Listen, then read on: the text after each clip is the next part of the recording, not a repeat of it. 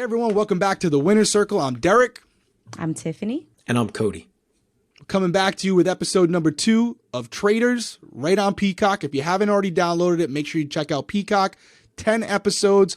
They're only about 40 to 43 minutes each, and they're fast-paced. They're action-packed. We're not getting paid to say this. It's actually a really, really good show. If you're into Big Brother, if you're into Survivor, and you're looking for a little bit of a twist, this is the show for you. It's actually a lot better than I expected it to be. It's exciting. I'm excited. So we're 2 episodes in. We finally see somebody get murdered. So it ultimately comes down to, like, we know we're going to do Reza, Brandy, or Kate. We're like, okay, these 3 are like kind of locked in together. Now, what was the deal? Because they just were talking too much. It was just because, like, they were really strong, outspoken personalities, and it was a way to kind of set the precedent of, like, this is how the show is going to go. Like, nobody's off limits. And really the Reza one, we come to the conclusion for Reza because of all the drama that was happening. And they don't show this, but Suri and I also wanted to make it seem like, oh, there can't be 2 reality people that are traitors, because they don't really know how many traitors there are. They think there could be 3, there could be 4, there could be 5. There's a lot of speculation amongst the group as to how many traitors are there and who the traitors are. And so we were trying to throw it off a little bit to be like, all right, well, reality people wouldn't send a reality person home probably, right? Maybe the reality person got outweighed by the 2 regulars. And so we went with Reza just because of some of the drama that was going on around Reza, which, again, early on, you 2 know this in Big Brother, the slightest drama in the beginning, that, like, plants 2 people on the block. So. Mm-hmm. Well, there was a lot of reaction to you guys sending Reza home, and I want to dive into that. I want to dive into things that weren't shown on the show that may have contributed to you guys ultimately making that decision, and obviously the fallout afterwards. It's pretty crazy because I was like, how are they going to do this where are they going to just, like, show up in the morning and one person's going to be missing?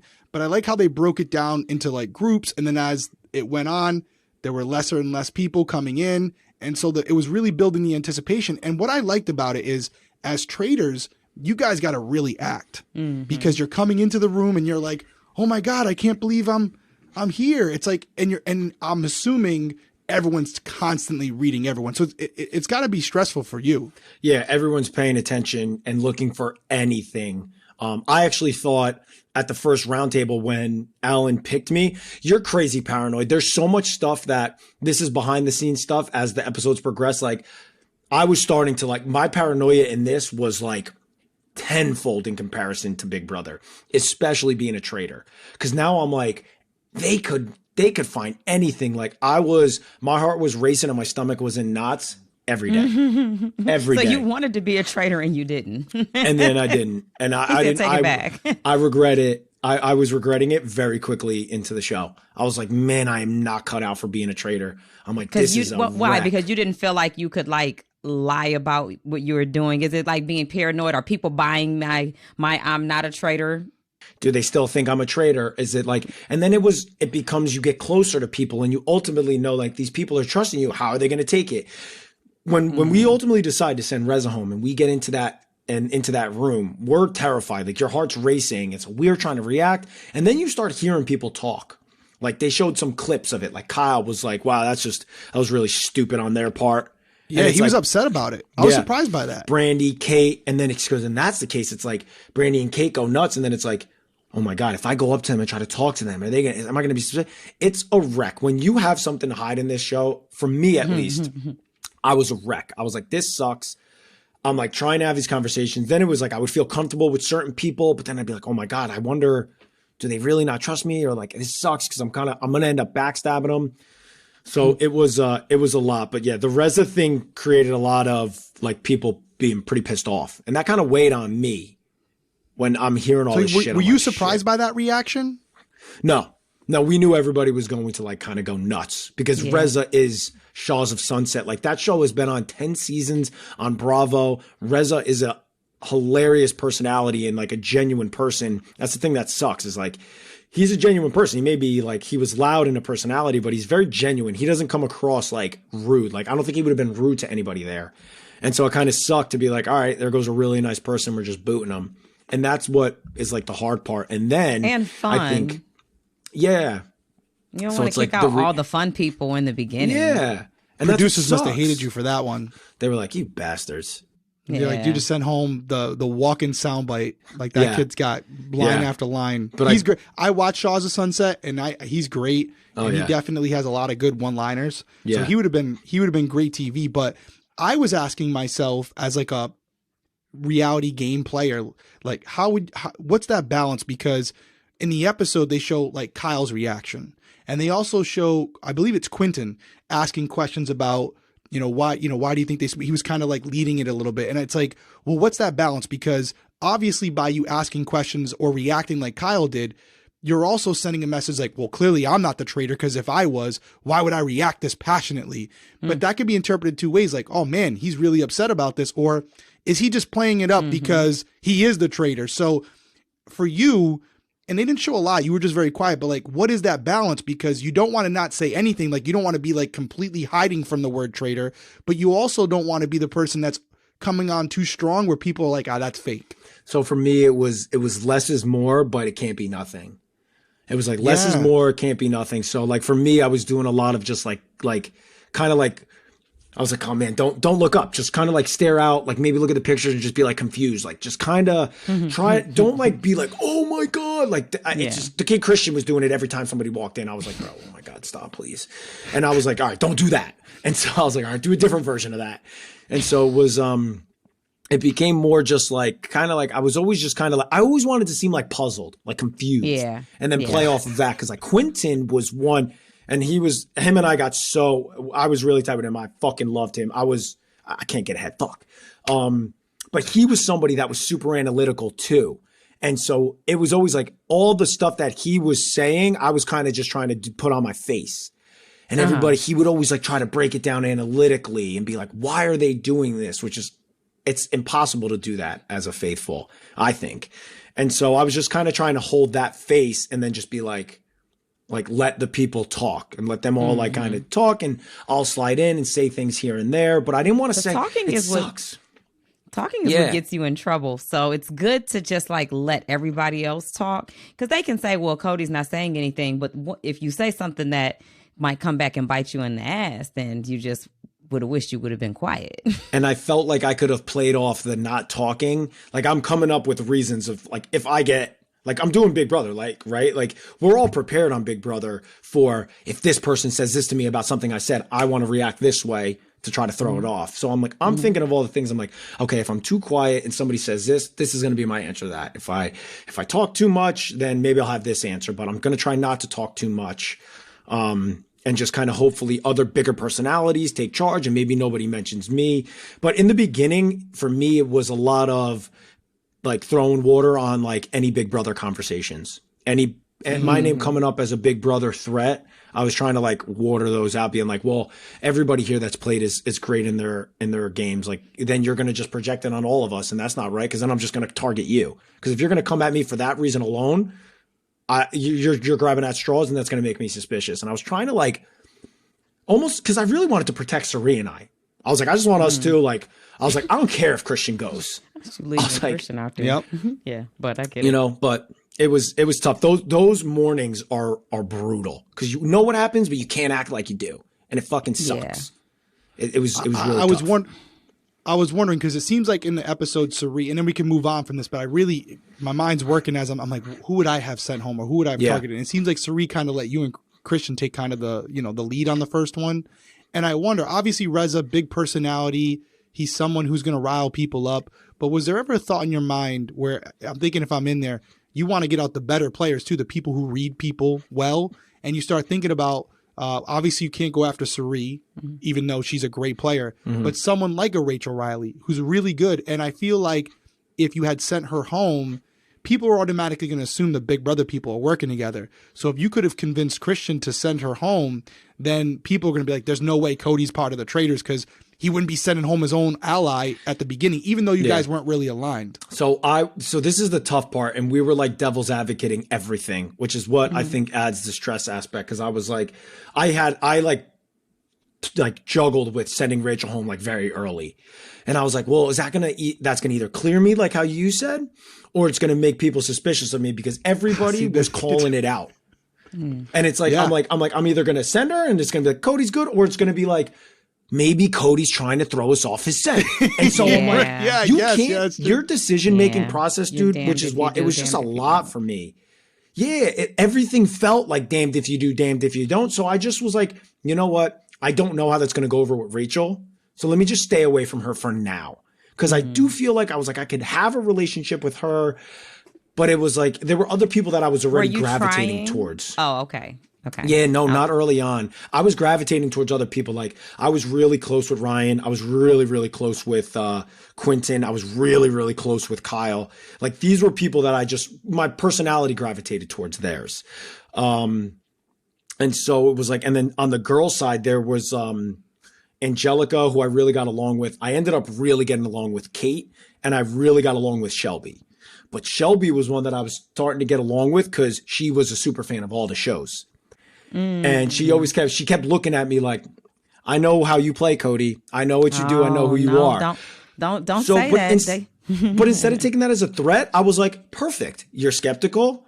I'm going to just become your friend. Like I didn't take like people mentioning me as no. So I was like, I ended up like, oh really? Thank you. You're going home. Yeah, you said I play like me. I remind you of who? Oh, okay. All this stuff happens. And you're like, all right, cool. I'm a traitor. I could send you home. But it's like, what if they mention that conversation to somebody else? And now they go home and they're like, well, they told me about this combo you had with Cody and what they said to him. You're fucking paranoid. Way too paranoid in this fucking game as a traitor. Even more paranoid than the BB house. So in the Big Brother house, the reason why I didn't feel this paranoid was because it's like you form your alliance, right? And you ultimately know that, okay, I'm with these people. And the people that you're gravitating towards, you're like, I trust you because it's like, I got to trust somebody. I need people to help me get to the end. So like, I'll be open with you. And maybe you find that one person that you're fully open with. That person for me, like I really wanted to talk to more with Sari, but I never could. It's like Big Brother. You don't talk to your closest ally. So I didn't talk to Sari all day. So the only time I could talk to Sari was at the turret. And Christian was always there. And so it's like, I never got to fully say to Sari what I wanted to all the time. And it sucked because we didn't have those moments. So a lot of times you feel like you're just playing the game solo, even as a traitor when you know you have two other teammates. It was tough. How is she feeling about Christian at this time? She didn't trust. She had some sound bites in the first episode too, where she was like, man, Christian's talking too much. Like, Christian, stop talking. Stop saying so much. And it was just like, man, this kid just, I don't think he got it, but I think Sari and Sari's, I talked to my dad afterwards, who's a huge Survivor fan. He's like, Sari is one of the best that's never won. And she's just like super cutthroat. And so I was like, oh, well, it kind of makes sense, but we never got to have these conversations. Like, we never got to have these conversations. So it was never like, there was going to be a point where I would try to like be with one of you two in Big Brother and we get to bounce ideas off of each other and we get to say what we're thinking. But it's like the way that it all progressed, it made that even harder. But I know Sari like didn't fully trust him, but I didn't know how much she didn't trust him until, afterwards. Any behind the scenes drama, Cody? I'm sorry, Derek. Oh yeah, no, go for it. Behind the scenes drama, I'm all for that. Any drama you want to? Can we know? In the second episode, yes. In the second episode, no. Okay. Oh. No, but there's some stuff where Is there a camera crew? Yeah, there's a camera crew walking throughout. Was that weird for you? Was that your first time you had to do something with a camera crew?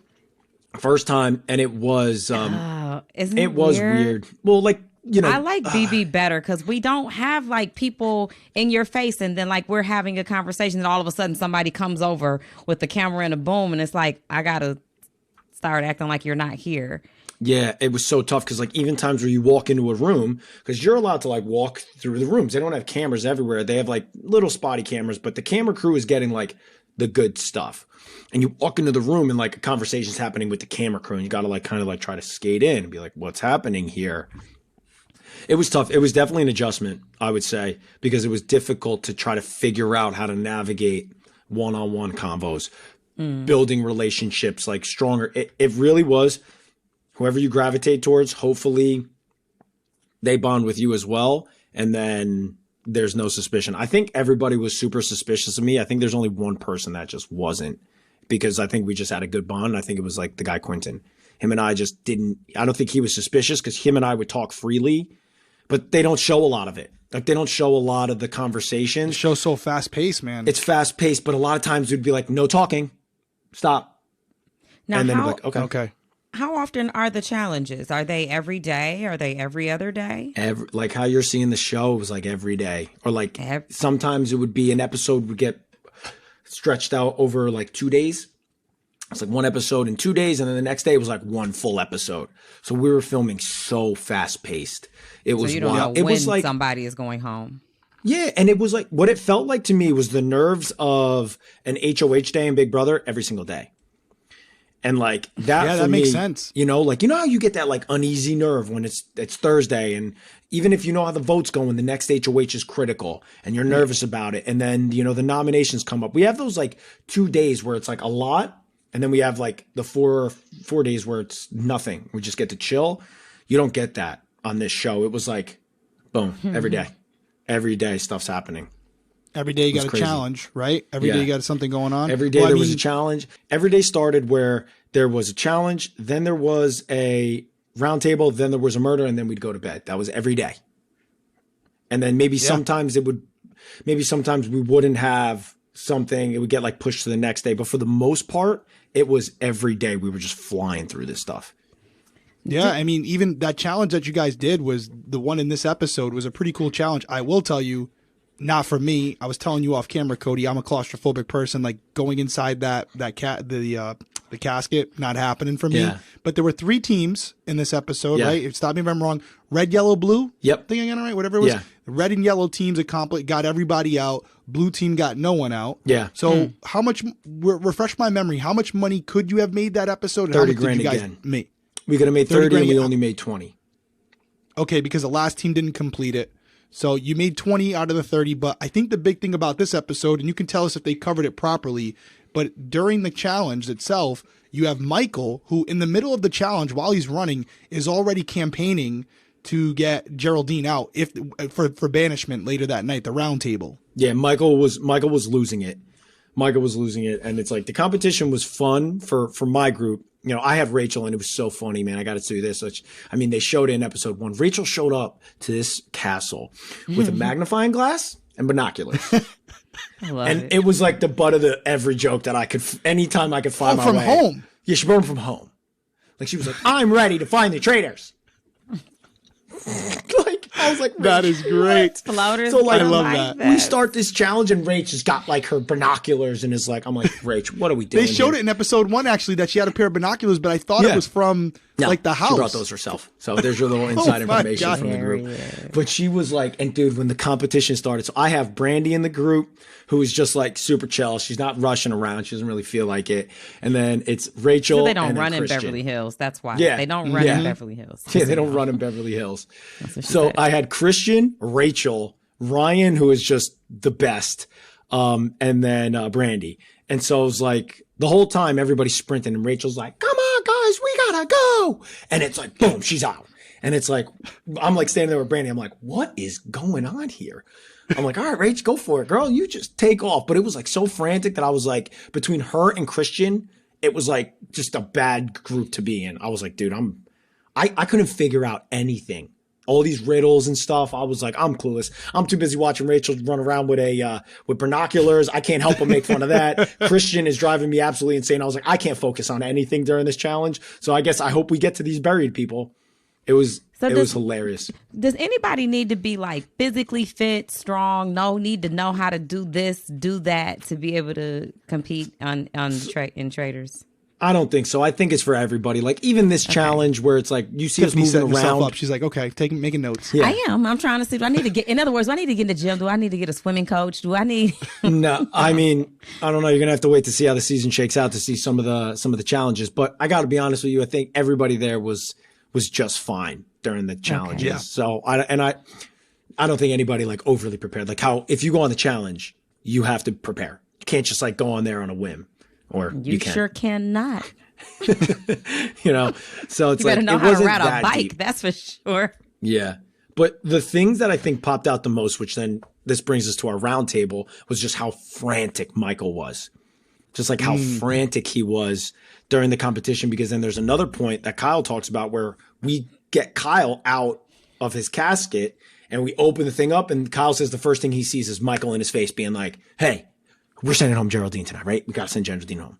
And it was like Michael was doing a lot to kind of hurt himself.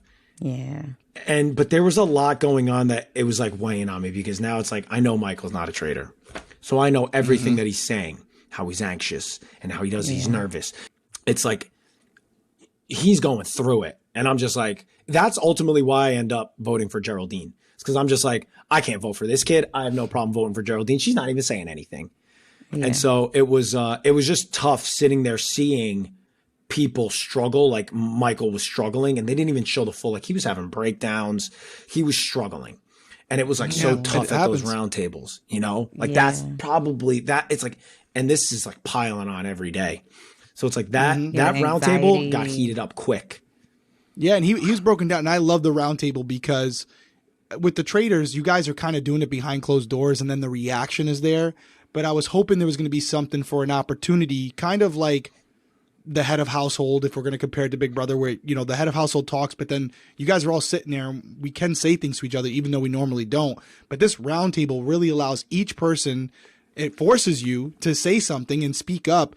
And not only does it allow you to say something before you vote or whatever, there's like this deliberation and there's rebuttals and debates. And I feel like as the season progresses, this is probably going to be where the best parts of the show come from. Oh, for sure. Because it's face to face. It hasn't even started yet. It's madness. Right? It's madness. The drama, the round table, bro. So when you walk into this thing, you walk in and they're playing the Hanging Tree song. You know that song? I don't want to say it and get copywritten, but it's like they're playing it. It's in Hunger Games. If you go to my Instagram, one of the posts that I put up announcing Traitors has a song playing. So you guys can check that out. And they'd be like blasting that as we walk in. And we walk in and you sit in your seat and then there's this camera zooming around, getting up in everybody's face. The kind of what they show where they pull out. Yeah, and there's some good camera work in there. It is so tense when we're in there getting ready for the round table. It's like when the music drops and all of a sudden you hear like Alan's heels walking up, and everybody's like, yo, it's about to go down. This shit's about to get on fire. And I was so pissed that first round table because they don't show it, but they show me speak up first, but nobody wanted to talk. Nobody was saying anything. I would think not. That's strategy. Yeah, exactly. I was never, you think I'm going to speak up first? You think I'm going to be the one to start a round table? First. Yeah. Alan's but like, that's good. I'm glad they do that. And I was like, why did you just do that to me? Which they didn't show. I was like, why the fuck did you just do that to me, Alan? Why are you pointing me out? It's going to be good for us. Yeah. Yeah. And so I like speak up and I'm like, and then I feel bad because I'm like, well, you know, I think I'm going to speak for everybody to say that you, Michael, and Geraldine are the two that everybody's been talking about. So I don't know. That's what I heard. Everybody else can speak up. And then I was like, I'm done. I'm not saying shit anymore. He's a traitor. Was there anything they didn't show, or did they pretty much nail it? Because it basically was back and forth between Michael and Geraldine the whole time. Everyone knew it was one of those two going home. Yeah, they pretty much broke it down spot on. These were a little bit longer, but obviously they're splicing stuff out. Like there's so much back and forth. This first one was very mild in comparison to what the roundtables are going to be moving forward. Oh my God! If you thought this one was like whoa, you haven't even seen anything. These roundtables get so crazy. Do they edit much out, or do you think that most of it gets put into the episode? I think a lot of it gets put in. Now, it's tough because they're not putting a lot of the conversations that are happening because it's such a fast-paced show. Yeah. And with 10 episodes, you're fitting a murder challenge and a roundtable all into an episode. So it's like there's a lot that they really can't, and it's understandably so. So I'm eager to see kind of how everything gets portrayed, but so far they've done a pretty good job of just showing it. Yeah, they're just showing what's going on because no bullshit. Kate was a big driver in the show. I would say the heavy drivers of the show, I think of the faithfuls were Kate and Quentin. They're two people that never didn't speak up at the round table. They had no problem ever. And it gets intense because what you see in these upcoming episodes, oh, dude, it gets so intense in the upcoming episodes. I mean, I'm pumped. I almost want to go watch episode 3 now because the way they do this, the way they end the episode, which also love it. Absolutely love that we get to see your reactions to when you're wrong. Yeah. And, you know, you get this truth circle. Am I calling that right? The truth circle. The truth circle. To come up the person the person that you guys have decided collectively is banished, which in this case it was Geraldine, gets to go up there, and she has to reveal whether she's a traitor or not. And that you could feel it. You could feel it even the way they edited that. They're thinking that this person's a traitor, and then sure enough, she reveals she's not. So you must be sitting there like, well, this is going to be interesting because one of them. Again, another scenario where the traitors have to sit there and watch and react to something that we already know what the answer is going to be. It's like, again, it's oh my God, is everybody staring at them, or are people looking at me, or what's happening here?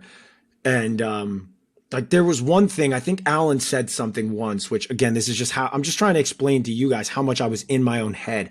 Alan said something like, and he said traitors. And I felt like I was like nodding along, and I was just nodding along with him talking as he was talking. But then at the end of it, he said traitors, and I'm nodding along. And then I'm like, holy fucking shit. I'm in that moment. I'm like, oh my God, I'm nodding. And he just said traitors. I was like, oh my God, like I hope I'm acknowledging, acknowledging that he's talking to me, or like he's talking to me. And I'm like, don't look at anybody else. Just keep looking at him. You know what? Keep nodding your head, dude. Just go with it. Just commit to it now.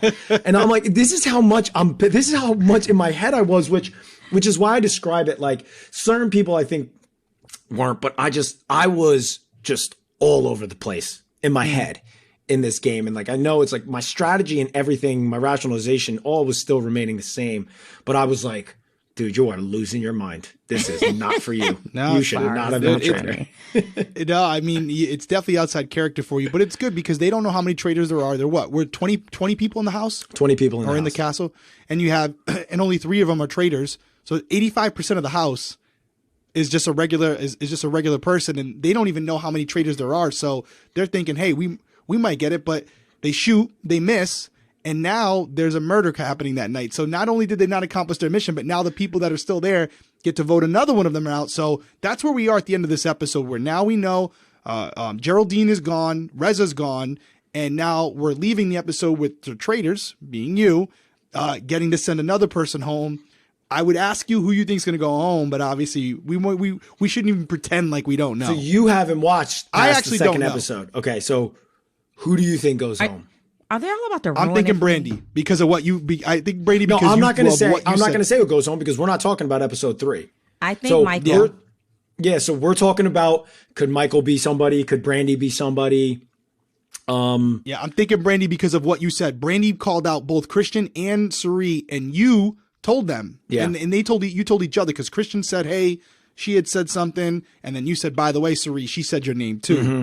And I was like, that's it. Because that's Brandy pissed me off when she said Suri's name, because she kept mentioning Christian to me. And I was like, money. I don't have to say his name, which was like my conscience could be You kind of saved him a little bit, though. Someone else said his name in the car, and you were like, yeah, but I think that's just him. And I was like, Cody, let him go. Yeah, no. Just let him go. I was fucking up, man. I was in such a dilemma of like, stay loyal to, like, you got to be loyal to somebody, Cody. Like, welcome to Team America, my friend. Welcome to Team America. Yeah. You hated him. Right? Donnie coming for me every week. And I'm like, yeah, he's a good guy. Yeah. Got to keep him around. But no, it was like, when she mentioned Suri, I was like, fuck, now I have to share this at the Turk. Because I was never going to say anybody mentioning Christian's name.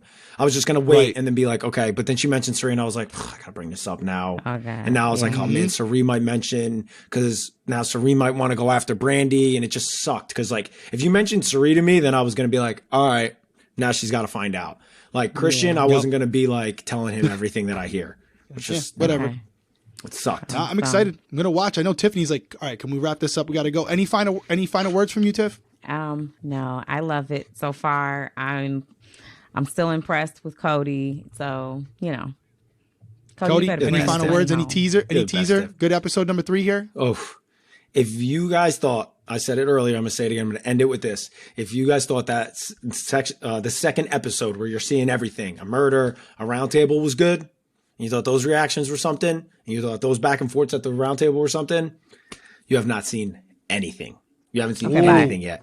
No. Yeah. Oh, I love like it. That. Look at It that really teaser. is I like love that. It's really like that. I got to watch it now. I got to watch it. Bye. Guys, as always, we appreciate you joining us. Listen, if you're not subscribed to our YouTube channel, make sure you subscribe, turn your notifications on, because to be honest with you, we don't know when we're going to drop these episodes. We're winging it. So you definitely want to have your notifications on. We'll probably do 1 per week, maybe 2, and hence even more of a reason to have those notifications on. If you're listening on audio, make sure you leave a 5-star review, leave a comment. We do read them all, so we really appreciate the feedback. As always, we appreciate you joining us here on the Winner Circle. We will see you next week.